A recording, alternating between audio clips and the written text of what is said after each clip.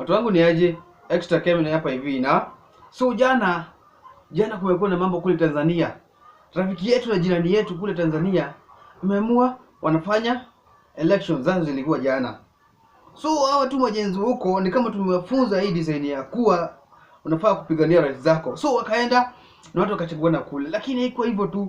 Watu wakaanza kuandamana Watu wakaandamana, wakachoma magari, wakachoma majumba. Nasikia hii duka ya huyu msanii anaitwa Billnass.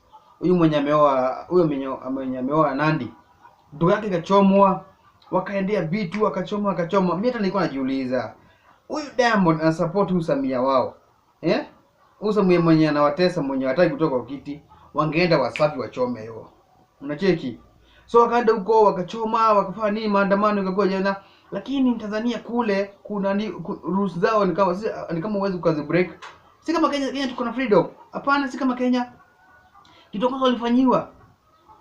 ya kwanza walifanyiwa wakazumiwa mtandao.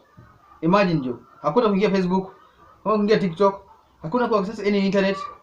Hata kitu unaweza fanya ni kupigia mtu na simu tu.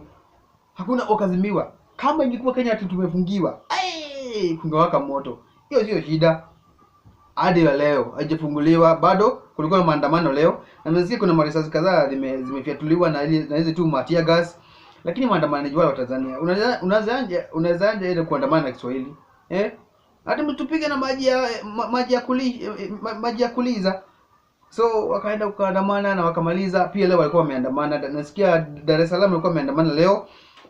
Na inafaa hivyo tu kwa sababu kama mtu wapinzani wake wako ndani, hataki wapinzani wake wakuja wamchallenge kwa ballot, wanataka uchaguliwa aje. Nasikia kama uchagui Samia unachagua Suluhu. Kama si Samia ni Suluhu. Kama ni Kenya kungekuwa kubaya. Lazima mtandao. Huwezi mbia wa Kenya mtandao. Lakini mnajaribu tu, mnakuja vizuri. Mnajaribu saa mnagundua you have to fight for your own rights. Lakini hiyo sio shida pia. Imagine wamewekewa curfew. Ati kwa nyumba unafaa kufika by 6 ya jioni, na ufai kutoka kwa nyumba ama kwa compound yako hadi 6 next ifike. Wamewekewa ma rules lakini wanakuja vizuri. Tunawapiga mpatie rais zenu bana. Huyu mama anafaa aende. Hiyo sio shida pia. Na siku na Wakenya walikuwa wameenda kuwasaidia. Na wengi niliona wengi kabisa walikuwa wameenda pale kwa border na Manga, na wakafungiliwa kuingia.